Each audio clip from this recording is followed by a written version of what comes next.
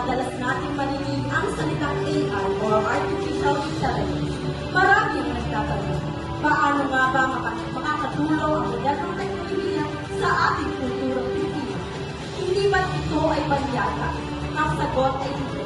Dahil ang wika natin ay buhay, hindi ito nakakulong sa lumang pahina ng kasaysayan. Ngayon, ang Artificial Intelligence ang nagsisilbing bagong katuwang ng bawat Pilipino.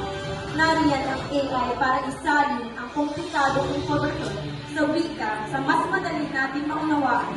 Tinutulungan ito ang ating mga magsasaka sa tayo ng panahon, ang mag-aaral sa kanilang pananaliksik at ang mga manggagawa sa mas mabilis na serbisyo.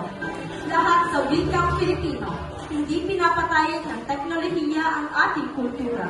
Bagkus, binibigyan ito ang ating wika ng bagong lakas upang makasabay sa bagong mundo.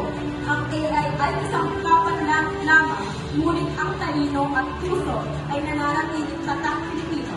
Maglakbay tayo sa hinaharap kung saan ang tradisyon ay inobasyon ay nagtatagpo. Saksihan po ninyo ang aming pagtatakhan.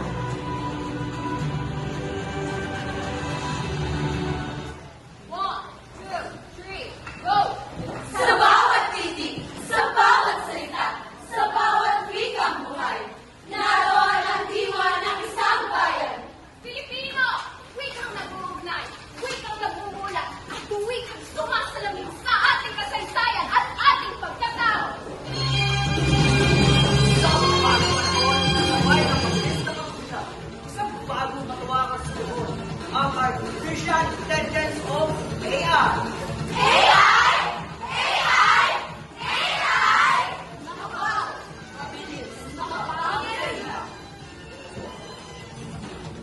Ngunit tandaan, hindi ito kapalit ng isip. Hindi ito kapalit ng puso. Hindi ito kapalit ng tao. Kasangkapan lamang, hindi ang may huling pasya. Sa paninigsing mahalaga ang tamang dati, matanuring pag-iisip at itotohanan bilang papatay. Dito, nagiging katwa ang AI. Nagbibigay ng impormasyon. Nagpapabilis ng pag-anak